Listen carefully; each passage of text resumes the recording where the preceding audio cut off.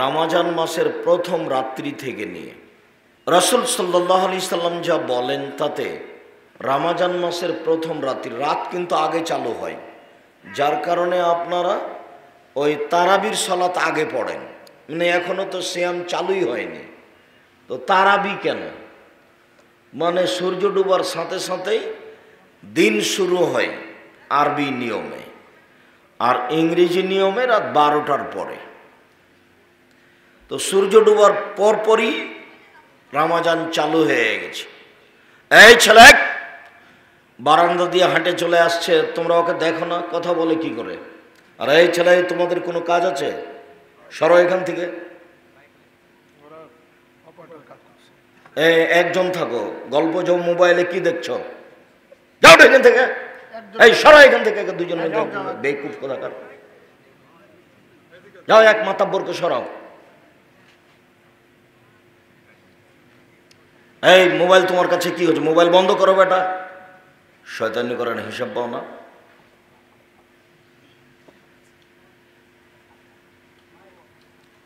সম্মানিত দিনী ভাই বোন, যখনই রাসূল সাল্লাল্লাহু আলাইহি সাল্লাম বলছেন ইযা কানা আউয়ালু লাইলাতিন মিন রমাদান, যখন রমজানের প্রথম রাত আসে, ইউনাদি মুনাদিন, আকাশ থেকে চিৎকার করে বলে, ইয়া বাগিয়াল খায়রে আকবিল, হে কল্যাণকামী তোমরা আগিয়ে আসো। ইয়া বাগিয়া শাররে আকসির, হে পাপকারী তুমি একটু পাপ থেকে বিরত থাকো। ওয়ালিল্লাহি উতকাউ মিনান নার, প্রত্যেক রাতে জাহান্নাম থেকে মুক্তি ঘোষণা হচ্ছে, প্রত্যেক রাতে জাহান্নাম থেকে মুক্তি ঘোষণা হচ্ছে, প্রত্যেক রাতে জাহান্নাম থেকে মুক্তি ঘোষণা হচ্ছে। ওয়াদালিকা কুল্লা লাইলাতিন, এটা প্রতি রাত চলতে থাকে। এই যে রমজানের রাত শুরু হলো, সেদিন থেকে আকাশের দরজা খুলে দেওয়া হয়েছে একবারে পুরো রমজান। আমি আর আপনি বুঝতে পারিনি রমজান কি জিনিস, যার কারণে আমাদের কাছে আসে আর চলে যায়, আসে আর চলে যায়। এই যে মহিলাগুলো যেমন রাস্তা ভর্তি আসলো, ঢং ঢং করে আসলো, ঢং ঢং করে চলে গেল। স্বামী যেমন স্বভাব, বউয়েরও তেমন স্বভাব। স্বামী যদি শক্ত হতো তাহলে গল্প জমাতে জমাতে আসতো আর চলে যেত। কই আমরা তো এটা ভাবতেই পারি না, এটা আমরা স্বপ্নও ভাবতে পারি না যে বউ রাস্তায় গল্প করতে করতে আসবে, আবার গল্প করতে করতে চলে যাবে। দেখেন এখন আপনার মেয়ে রাস্তায় বসে আছে, এর উপরে ভ্যানের উপরে বড় মোবাইল হাতে আছে, এখন এই মুহূর্তটা আপনার মেয়ে। আপনি মনে করছেন এটা হিন্দুর মেয়ে? বাপ যেমন বেটি তেমন, বাপেরও স্বভাব যেমন খারাপ, বেটিরও স্বভাব তেমন খারাপ। কেন বাপ চোখে দেখতে পায় না? জন্ম দিতে পারলে বাপ হওয়া যায়? 30 বছর থেকে বলছি আপনাকে, কে বলেছে আপনি বাপ?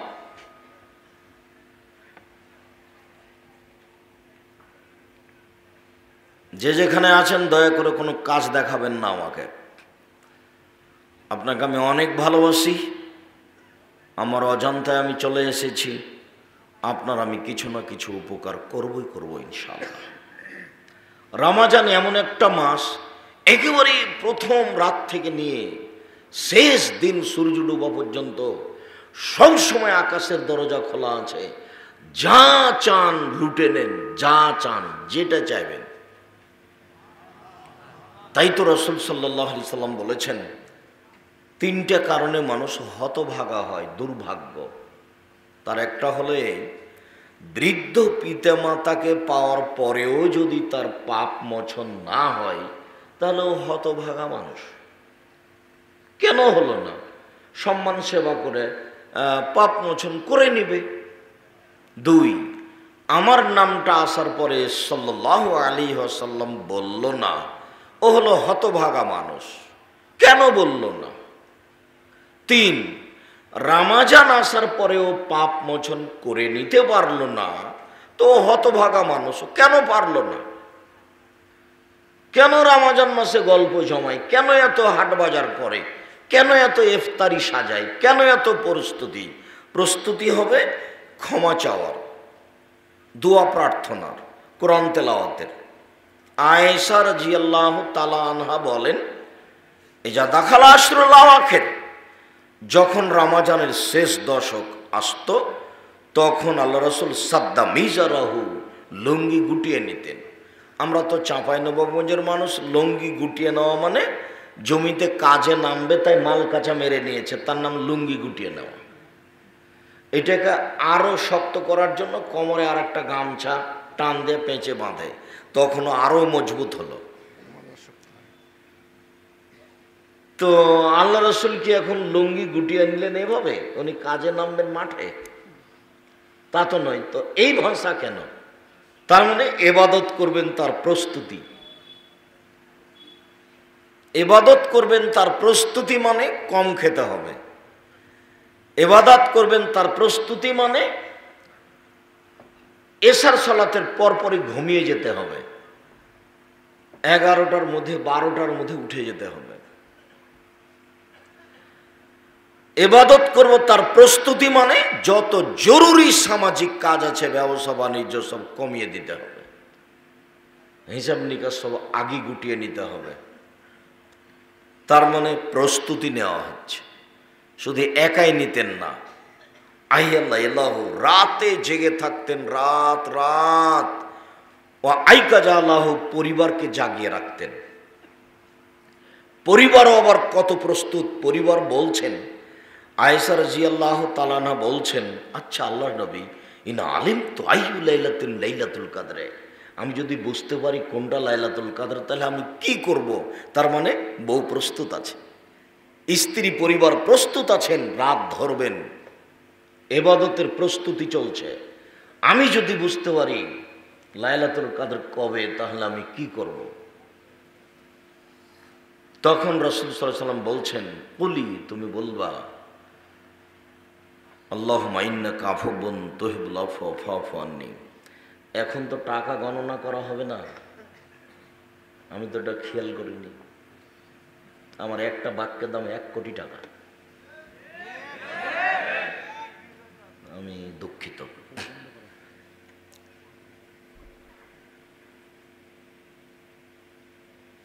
রাসূল সাল্লাল্লাহু আলাইহি সাল্লাম বললেন, তুমি বলো। 3টা বাক্য বলে দিলেন, বলো ইন্নাকা আফুবুন। বলার সাজ গতি কেমন দেখেন না? কোনো জিনিস চাইলে হোমসি খালি চাওয়া যায় না, দেন 10 টাকা দেন, এভাবে বলা যায় না। আগে বলতে হবে আপনি তো খুব বড় মানুষ, ধনী মানুষ, মানুষকে দেন, আপনার দয়া মহব্বত অনেক বেশি। তা আল্লাহকেও কিছু বলা লাগে, ও প্রশংসা প্রিয় সত্তা, ওই প্রশংসা না করলে উনি খুশি হন না। তো এখন আল্লাহ নবী বলছেন, ঠিক আছে তুমি বলো, কি বলবে? আল্লাহুম্মা ইন্নাকা আফুবুন, আল্লাহ নিশ্চয়ই তুমি ক্ষমাশীল। প্রথম বাক্য। হ্যাঁ, ক্ষমা তো তুমি তো ক্ষমাশীল। তুহিব্বুল আফওয়া, তুমি তো ক্ষমাকে ভালোবাসো। এখনো কিন্তু নিজেরটা হয়নি। হ্যাঁ, আল্লাহ নিশ্চয়ই তুমি ক্ষমাশীল, তুমি তো ক্ষমাকে ভালোবাসো। যেহেতু তুমি ক্ষমাশীল, যেহেতু তুমি ক্ষমাকে ভালোবাসো, তো ফাফু আন্নী, তাহলে আমাকে ক্ষমা করে দাও। যদি 2টা তোমার হয়তো একটা আমার, শেষ বাক্য আমার, প্রথম 2 বাক্য তোমার। প্রথম বাক্য তুমি ক্ষমাশীল, এটা তোমার। দ্বিতীয় বাক্য তুমি ক্ষমাকে ভালোবাসো, এটাও তোমার। এবার আমার, ফাফু আন্নী, আমাকে ক্ষমা করে দাও। যেমন সত্তা তেমন কাজ করে দাও। হ্যাঁ আয়েশা, এইটা বলবা তুমি? ঠিক ঠিক আছে, আমি এইটা বলবো। আপনি কখন বলেন? আপনার দিন কিভাবে কাটে? বইয়ের যেভাবে কাটে। আপনাকে আমি কষ্ট দিতে আসিনি, আপনাকে দেখলাম আমাকে ভারী লাগে। যে ওই যে এর ভ্যানের উপরে বসে মোটা মোবাইল চালাচ্ছে, 3টা মেয়ে আছে, ওই কি হিন্দুর মেয়ে আপনি মনে করেন? না, হিন্দুর মেয়ে আসেনি। যদিচ আমি আশা কামনা করি, যদি আমি কোনো এলাকায় চলে আসি, আজকে আপনাদের নাহি জানানো হয়নি, তো চলে আসলে আমি আপনাদের দিনী ভাই বোন আত্মীয় স্বজন খালা ফুফু অন্তত 10 কিলোমিটার আশেপাশে যা আছে সবার আশা কামনা করি, হিন্দুরও আশা কামনা করি। আমি তার সামাজিক কিছু না কিছু উপকার করবই করবো ইনশাআল্লাহ। সম্মানিত দিনী ভাই বোন, বলছিলাম যে রাসূল সাল্লাল্লাহু আলাইহি সাল্লাম এটা বলে দিলেন তার পরিবারকে, তার পরিবার প্রস্তুত। তাহলে আপনি আপনার পরিবারকে কি বললেন? পৃথিবীর সবচেয়ে দামি মহিলা কিন্তু ইনি আয়েশা রাদিয়াল্লাহু তাআলা আনহা। তাকে তিনি বলে দিচ্ছেন আপনি কি বললেন আপনার স্ত্রীকে, আপনার মেয়েকে। এইখানে দুটা কথা, আপনার স্ত্রীকে আর আপনাকে একটা বলে নিয়ে আমরা আবার এখানে ফিরে আসছি, যেটা সাধারণত বলে থাকি। আপনার মনে আছে, তবু আপনাকে আমি আপনার অবগতির জন্য জানাচ্ছি। 3 শ্রেণীর মানুষ জান্নাতে যাবে না, তার মধ্যে আপনিও আছেন, আপনার স্ত্রী, আপনার মেয়েও আছে। সবাইকে এই নোংরা চরিত্র থেকে ফিরে আসতে হবে, আল্লাহর কাছে ক্ষমা চাইতে হবে। 3 শ্রেণীর মানুষ জান্নাতে যাবে না।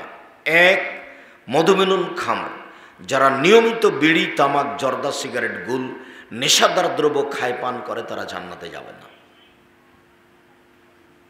আজ থেকে নলডাঙ্গা, শাখারিপাড়া এলাকায় আর কোথাও কোনোদিন বিড়ি, তামাক, জর্দা, সিগারেট, গুল বিক্রি হবে না। আর যদি হয়ে যায় তাহলে আপনি নিজেকে মনে করবেন আমি এখন গরু, ছাগল, পশু প্রাণী, কুকুর সিরিয়াল। কুকুর সিরিয়াল কথা বোঝে না, তা আমিও বুঝিনি। কুকুর সিরিয়াল কথা বুঝে না, তা আমিও বুঝিনি। এটা তো আমাকে নিষেধ করা হয়েছে। সেদিন তো গেছিলাম শাখারিপাড়া, এটা কি মাঠ, মাদ্রাসা মাঠে গেছিলাম। তো উনি তো খুব শক্তভাবে বললেন। তারপরে তো দেখছি, এই ছেলে তোমাকে বলে দিচ্ছি, তুমি যদি, মুরব্বী আপনাকে বলছি, যে আপনি যদি আজকের পরে সিগারেট লাগিয়ে দেন, দিয়ে মুখে টান দিয়েছেন, তারপরে সিগারেটটা ফেলে দিয়ে বলবেন ছি ছি ছি ছি ইন্না লিল্লাহি ওয়া ইন্না ইলাইহি, এই সিগারেট তো তোর মুখে পেশাব করে দেবো, এমন জায়গাতে ফেলবেন ওই সিগারেটে পেশাব করে দিয়ে উঠবেন। উঠে শয়তানকে বলবেন এই তোকে ঠকিয়ে দিস, এই তোকে ঠকিয়ে দিস, শয়তান তোকে ঠকিয়ে দিয়েছি, এ কথা বলবেন আপনি। শয়তান কিন্তু আপনাকে জাহান্নামে নিয়ে যাবে। এই জন্য আল্লাহর সাথে একটা জোরালো ওয়াদা করে নিয়েছে। ওয়াদাটার ঢংটা দেখবেন, সেদিনও বলেছিলাম, মনে আছে কিনা, ওয়াদাটার ঢংটা দেখেন। যখন আল্লাহ বলেন এই সর, তোকে যে বললাম যে আদমকে সিজদা কর, তা আদমকে তো সিজদা করলি না, সরে যা। রাজিম মানে বিতাড়িত, সর এখান থেকে, আমার দয়ার রহমত থেকে সরে যা। তখন ও বলছে যে ওয়াইজ্জাতিকা ওয়াজালালিকা ওয়াইরতিফায়ে মাকানিকা, তোমার সম্মানের কসম, তোমার ইজ্জতের কসম, তোমার মর্যাদার কসম, লাউবিয়ানাল ইনসান, আমি আদমের ছেলে মেয়েকে পথ ভ্রষ্ট করেই ছাড়ব। তোমার সম্মানের কসম করে বলছি, তোমার ইজ্জতের কসম করে বলছি, আমি একাই জাহান্নামে যাব না, আদমের ছেলে মেয়েকে নিয়েই জাহান্নামে যাব। আপনার সামনে আমি ঘোষণা দিলাম। তখন আল্লাহ বলছেন এই শোন, ওয়াইজ্জতি ওয়াজালালি ওয়াইরতিফায়ে মাকানি, আমার ইজ্জতের কসম, আমার সম্মানের কসম, আমার মর্যাদার কসম, লাগ ফেরান না, আদমের ছেলে মেয়ে যতবার ক্ষমা চাইবে ততবার আমি ক্ষমা করে দেব। তো কই, আল্লাহ তো বললেন না এই কথা, ঠিক আছে তুই কেমনে জাহান্নামে নিয়ে যাস, তা আমি দেখে ছেড়ে দেবো, এই কথা তো বললেন না। বললেন যে আমি ক্ষমা করে দিব। তাহলে বোঝা যাচ্ছে যে চাওয়া লাগবে ক্ষমা, তাহলে দিবেন। বুঝাতে পারলাম না। যদি ওই সময় আল্লাহ বললেন আচ্ছা ঠিক আছে তুই শর্ত, আমি ওকে জান্নাতে দিয়ে দিব, তাহলে এটা হতো। কিন্তু এখন বলছেন যে ঠিক আছে, আমি আমার মান সম্মানের কসম করে বলছি, আদমের ছেলে মেয়ে যতবার ক্ষমা চাইবে আমি তাকে ততবার কি করে দেবো, ক্ষমা করে দেবো। তাহলে তো চাওয়া কাজটা আগে হয়ে গেল। এখানে তো দুইটা হয়ে গেছে, ওখানে তো একাই ও জাহান্নামে নিয়ে যাবে, আর এখানে তো এক বাক্য হলো চাওয়া, পরের বাক্য হলো ক্ষমা। তাই তো আনাস রাদিয়াল্লাহু তাআলা আনহু বলেন, রাসূল সাল্লাল্লাহু আলাইহি সাল্লাম বলেছেন, আল্লাহ তাআলা বলেন হাদিসে কুদসি, ইবনে আদম মা দাওতানি ওয়া রাজাউতানি, আদমের ছেলে মেয়ে শোনো, আল্লাহ বলছেন হাদিসে কুদসি, আল্লাহ তাআলা বলছেন আদমের ছেলে মেয়ে শোনো, তুমি যেভাবে ডাকো আমি সেভাবে থাকি, তুমি যেভাবে আশা পোষণ করো আমি সেভাবে পূর্ণ করে থাকি। গাফারতু লাকা আলা মা কানা মিনকা ওয়ালা উবালি, আমি তোমাকে ক্ষমা করে দিলাম, আমি পরোয়া করি না তুমি কত বড় পাপী, আমি পরোয়া করি না তুমি কত বড় পাপী, আমি পরোয়া করি না তুমি কত বড় পাপী। তুমি যেভাবে ডাকো আমি সেভাবে থাকি, তুমি যেভাবে আশা পোষণ করো সেভাবে আমি পূর্ণ করে থাকি। আবার বলছেন, ইয়াবনা আদম লাউ বালাগাত যুনুবুকা আনানা সময়, আদমের ছেলে মেয়ে শোনো, তোমার পাপ বেশি হতে হতে যদি আকাশে লেগে যায়, পাপ আর পাপ, আকাশ জমিন পরিপূর্ণ হয়ে আছে, ফাস্তাগফিরতানি, তুমি যদি আমার কাছে ক্ষমা চাও, গাফারতু লাকা, আমি তোমাকে ক্ষমা করে দেবো। বলো উবালি, আমি পরোয়া করি না তুমি কত বড় পাপী, আমি পরোয়া করি না তুমি কত বড় পাপী, আমি পরোয়া করি না তুমি কত বড় পাপী। তুমি যেভাবে ডাকো আমি সেভাবে থাকি, তুমি যেভাবে আশা পোষণ করো আমি সেভাবে পূর্ণ করে থাকি, আমি পরোয়া করি না তুমি কত বড় পাপী। হাদিসে কুদসি। এদেশে একটা বই পাওয়া যায় উপদেশ, ওই বইয়ে এই আলোচনা আছে, কে বড় লাভবান ওই বইও আছে, তিরমিজির হাদিস। আপনি তো মনে করছেন যে আব্দুর রাজ্জাক সাহেবের উপদেশ বইটি না কিনে আব্দুর রাজ্জাক সাহেবকে ঠগিয়ে দিয়েছি, তো সেটা তো মনে করলে আমার কিছু করার নাই। এদেশের তো মিথ্যা বইকে বাতিল করার জন্য আমি এই সবগুলো চেষ্টা চালিয়ে যাচ্ছি। কত জীবন বাজি রেখে আমি আলেম ওলামা রেখে পয়সা পাতি খরচ করে আলিতে পত্রিকা বই পুস্তক আপনার সামনে পেশ করার চেষ্টা করছি, কেননা আমি জাতির সামনে বলেছি আমার মনে বড় সাধ, এদেশের মাটিতে আমি উন্নত মানের প্রতিষ্ঠান গড়বই ইনশাল্লাহ। সেটাই জামিয়া সালাফিয়া ডাঙ্গিপাড়া পাওয়া রাজশাহী, সেটাই জামিয়া সালাফে রূপগঞ্জ নারায়ণগঞ্জ ঢাকা, সেটাই জামিয়া সালাফে 6 মাইল বাবুগঞ্জ বরিশাল, সেটাই জামিয়া সালাফে তেঘরা বিরল দিনাজপুর। এই দেশের মাটিতে আমি উন্নত মানের প্রতিষ্ঠান গড়বই ইনশাল্লাহ, যেখানে ছেলে মেয়ে বাংলা ইংরেজি আরবি উন্নত মানের শিক্ষা অর্জন করে জাতির অন্যায়ের বিরুদ্ধে লড়বে, মুখে কলমে মিডিয়ায়, মুখে বলছি কলমে লিখে রেখেছি।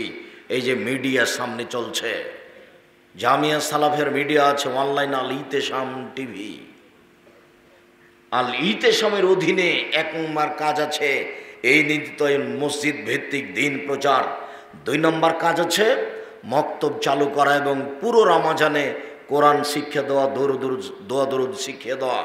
জামিয়া সালাফের পক্ষ থেকে, আল ইতেশামের পক্ষ থেকে আপাতত রংপুর বিভাগে প্রায় 300টি, প্রায় 100টি মক্তব চালু করা হয়েছে। এদেশের প্রায় জেলায় মক্তব চালু করবে বলে তারা আশা পোষণ করছে, এবং এই রমজানে 300টি মসজিদে আপনার কোরআন শিক্ষা দেওয়ার পদক্ষেপ নেওয়া হয়েছে। আর দোয়া তাসবিহ তাহলিল জিকির আজকার রাসূল সাল্লাল্লাহু আলাইহি সাল্লামের পদ্ধতিতে শিক্ষা দেওয়ার পদক্ষেপ নেওয়া হয়েছে। জামিয়া সালাফের কথা আপনি এমনভাবে ভুলে আছেন মনে হচ্ছে যে কোনো দিন নাম শোনেননি, যাওয়ার তো আপনার সময় হয়ই না। একদিন যে সাদ করে দেখে আসবেন, আপনার বাড়ির পাশেই 90% জমির উপরে মসজিদ আছে, যার একতলাতে 3000 মানুষ সালাত আদায় করতে পারে। 25 বিঘা জমির উপরে এই প্রতিষ্ঠান, 2000 ছেলে মেয়ে আছে, 850-900 মেয়ে আছে, 2টা প্রতিষ্ঠান মিলে প্রায় 4000 ছেলে মেয়ে আছে, 305 জন এতিম আছে, 500 অসহায় ছেলে মেয়ে আছে, প্রায় 250 জন শিক্ষক শিক্ষিকা কর্মচারী আছে, প্রায় 26 লক্ষ টাকা প্রতি মাসে বেতন লাগে। সেটা আপনার টাকা দিয়ে চলছে। আমি তো ফকির মানুষ, টাকা পয়সা কোথায় পাবো? আব্দুর রাজ্জাক সাহেব, আমরা যে কোনো দিনই 10 টাকা দিনে, আপনি যে বলছেন যে আপনাদের টাকা দিয়ে চলে, আপনার না হলে কেউ দেয়, এইসব টাকা আমি পাবো কোথায়? জামিয়া সালাফের রূপগঞ্জ নারায়ণগঞ্জে আমরা 1200 শতক জমি কিনবো বলে গত রমজানে সিদ্ধান্ত নিয়েছিলাম। এখন পর্যন্ত 650 শতক মতো কিনা হয়েছে, আরও প্রায় 600 শতক কিনতে হবে বলে আমরা আশা করছি। যার 200 শতক মসজিদের জন্য বরাদ্দ করা হয়েছে, সেখানে একটা মসজিদের জন্য জমি রেডি হয়ে গেছে 200 শতক, যেখানে একটা মসজিদ নির্মাণ হতে যাচ্ছে, যার একতলাতে 10,000 মানুষ সালাত আদায় করতে পারবে একসাথে। যার পাশে অস্থায়ী একটা টিন সেট মসজিদ করা হয়েছে, যেখানে 3000 মুসল্লি একসাথে সালাত আদায় করতে পারবে। এটা অস্থায়ী পাশে করা হয়েছে, ওইটা রেডি হচ্ছে। এই জন্য আপনার স্বাদ না জাগলে তো আমি কিছু করতে পারি না। উপদেশ বইটা আপনি কিনতে পারেননি, দোয়ার বইটা কতদিন আগে পেশ করেছিলাম যে চলন্ত দোয়া চলবে না, বিসমিল্লাহ বলে ইফতার করতে হবে, আল্লাহ কাসম তো ওয়ালা রিজকে আফতার তো বলা যাবে না। কিন্তু আপনার কোথায় যে অনীহা থাকলো, আপনি 100, 150, 50 টাকা খরচ করে বইটা বাড়িতে নিয়ে আসতে পারলেন না। আমি আপনার জন্য লিখেছি, এদেশে মিথ্যা বইকে বাতিল করার জন্য লিখেছি। এক, বিড়ি তামাক জর্দা সিগারেট গোল নেশাদার দ্রব্য পান করে খায় যে সে জাহান্নামে যাবে। 2, और রাজালাত মিনান নিসায়ে, পুরুষের বেশধারী নারী, যারা পুরুষের জুতা স্যান্ডেল পরে, যারা পুরুষের শার্ট প্যান্ট পরে, যারা পুরুষের পোশাক পরে, এরা জান্নাতে যাবে না, এরা জাহান্নামে যাবে। কেন আপনার মেয়ে, কেন আপনার বউ নলডাঙ্গা বাজারে যায়, কেন নাটোর বাজারে যায়? আপনি কি মরেছেন? আপনার ছেলে কি মরে গেছে? ওর দেবর কি মরে গেছে? ওর ভাসুর কি মরে গেছে? ওর বাপ কি মরে গেছে? ওর শ্বশুর কি মরে গেছে?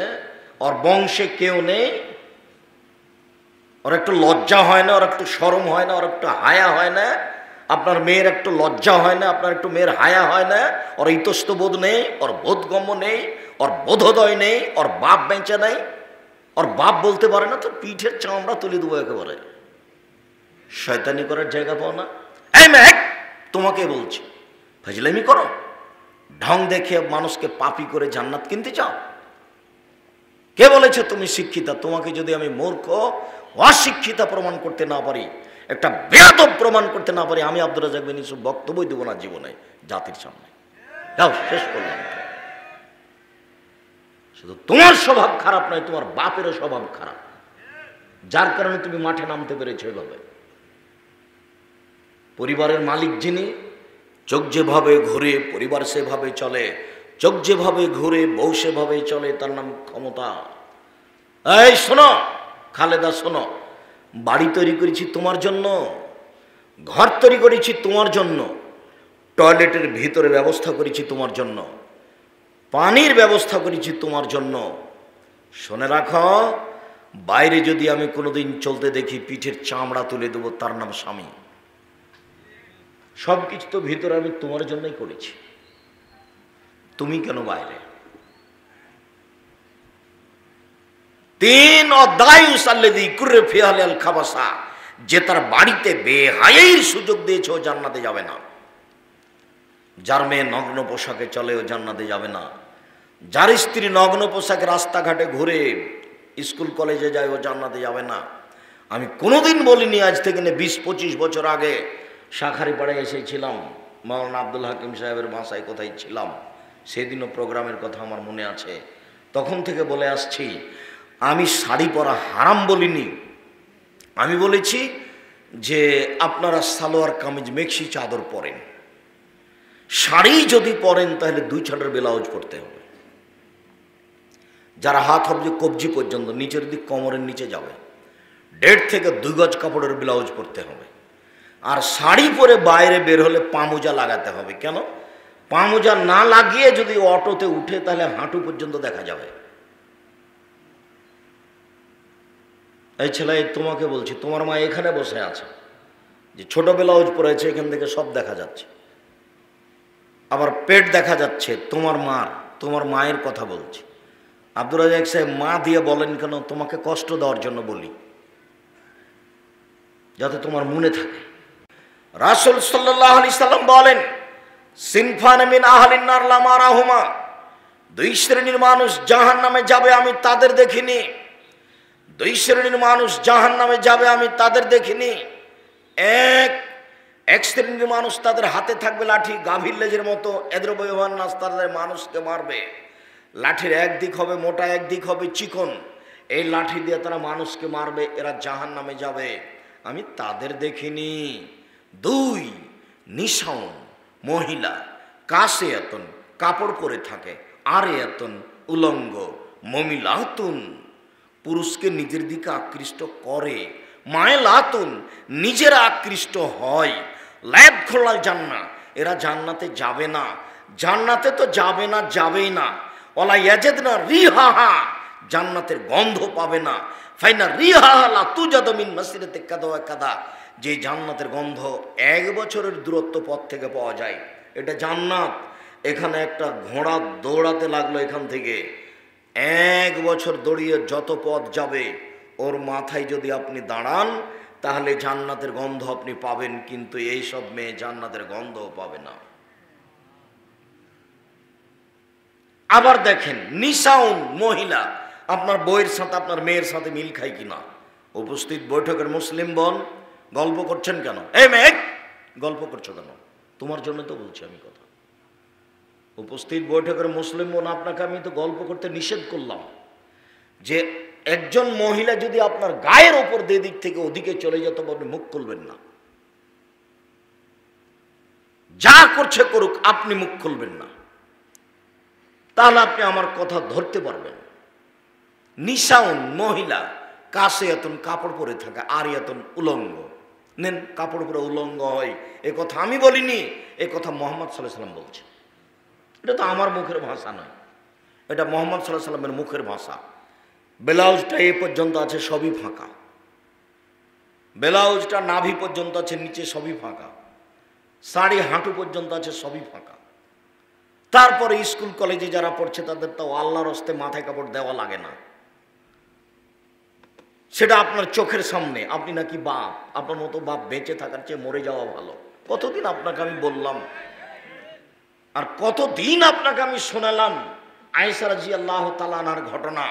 আয়েশা রাদিয়াল্লাহু তাআলা আনহা বলছেন যে আমার হার হারিয়ে গেল, হঠাৎ করে হার খুঁজে পায় না, হার খুঁজে পায় না। তো জনগণ আমার আব্বার কাছে আসলো, এসে বলল যে আয়েশা জনগণকে আটকে দিয়েছে, এখানে পানি নাই, অজু করতে পারি না, যেতে পারি না, হার খুঁজে পায় না। তখন আবু বকর সিদ্দিক, আয়েশা বলছেন আবু বকর সিদ্দিক রাদিয়াল্লাহু তাআলা আসলেন, আমার কোমরের উপরে এত জোরে কিল মারলেন যে আমার স্বামী আমার উরু রানের উপরে মাথা দিয়ে ঘুমিয়েছিলেন। যদি মাথা দিয়ে না ঘুমাতেন তাহলে আমি মায়ের কারণে দূরে সরে যেতাম, এত জোরে তিনি মারলেন। সবচেয়ে বড় মানুষে মারলেন, ইনি হলেন আবু বকর সিদ্দিক রাদিয়াল্লাহু তাআলা। নবী রাসূল বাদ দিয়ে পৃথিবীতে সবচেয়ে বড় দামি মানুষ। যাকে মারলেন তিনি হচ্ছেন আয়েশা রাদিয়াল্লাহু তাআলা আনহা, পৃথিবীতে সবচেয়ে দামি মহিলা। যার সামনে মারলেন তিনি হচ্ছেন মুহাম্মদ সাল্লাল্লাহু আলাইহি সাল্লাম জামাই। শুধু সামনে নয়, জামাই ওই সময়ে বেটির উরু রানের উপরে মাথা দিয়ে ঘুমিয়েছিলেন, এই সময় মেরে দিয়েছে। আপনি আর আমি তো মনে করবো একটা লজ্জাবোধের ব্যাপার, কেমনে যায়, যাওয়াই আমার আর আপনার সাহস হবে না।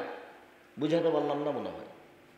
যে বেটির উরু রানের উপরে জামাই মাথা দিয়ে শুয়ে আছে আর আমি সেখানে যাব শ্বশুর হয়ে, এটা আমাদের দেশে মানাই না, আমরা যেভাবে চলি।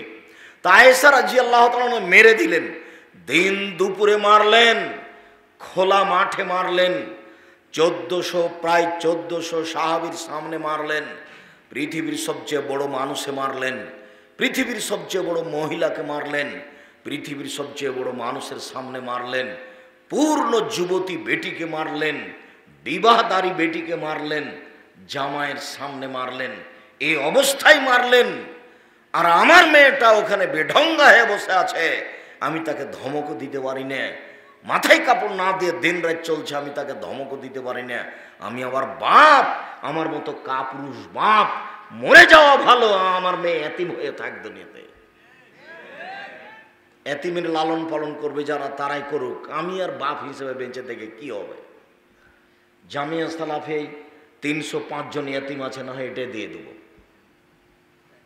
আপনার প্রয়োজন নাই বেঁচে থাকার। আর বাঁচলে এই যে বাপ দেখে যান, বাপ কাকে বল, এই যে দেখালাম আপনাকে, হাদিস বুখারী মুসলিম, একাধিকবার এসেছে বুখারী মুসলিমে, একাধিকবার। নিসাউন মহিলা, কাসিয়াতুন কাপড় পরে থাকে, আরিয়াতুন উলঙ্গ, মমিলাতুন পুরুষকে নিজের দিকে আকৃষ্ট করে, ওরা যখন রাস্তায় হাঁটে সবাই দেখতে থাকে, মাইলাতুন তারা নিজেরাও আকৃষ্ট হয়।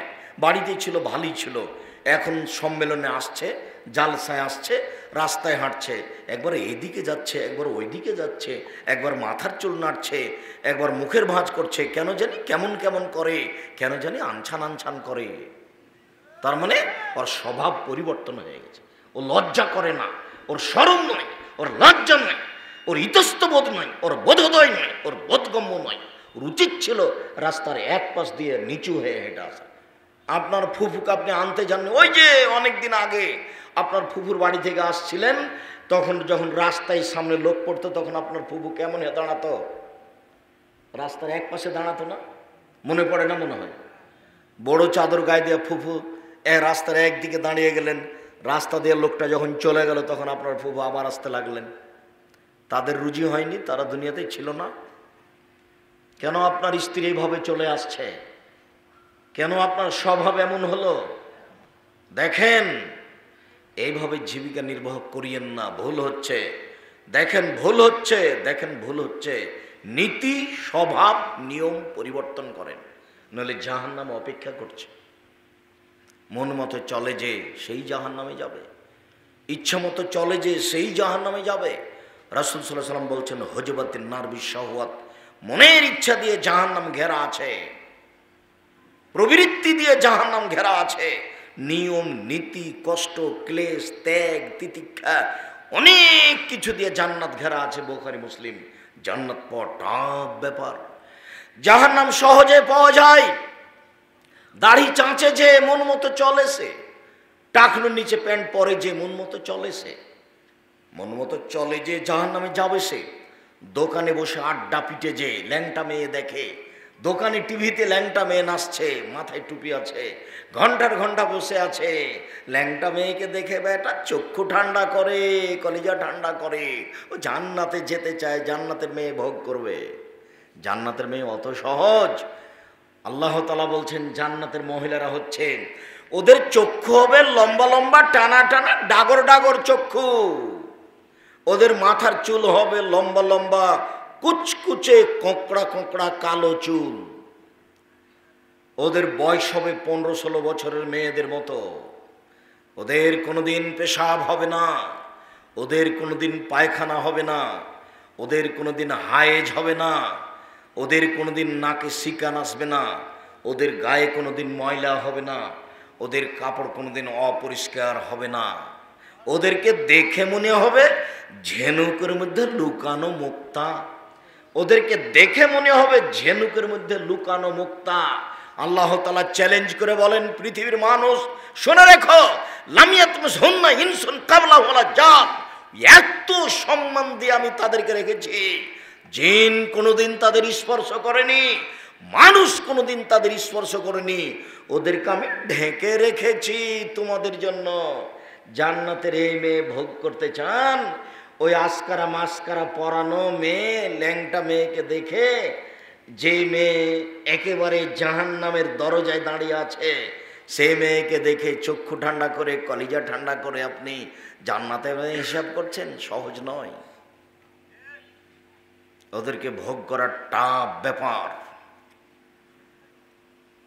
এই ছেলে, তোমাকে বলছি তোমার মোবাইলে যেন আর কোনোদিন ল্যাংটা মেয়ে না নাচে।